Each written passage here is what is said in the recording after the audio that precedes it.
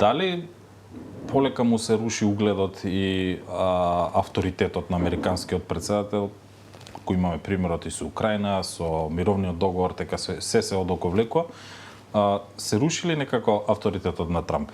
Не. Прво, надворешната политика на Соединените американски држави не ја води само председателот, таму и Стейт департментот, таму се и државниот секретар Рубио и така натаму. Тоа е цела една композиција од стратешки пристап.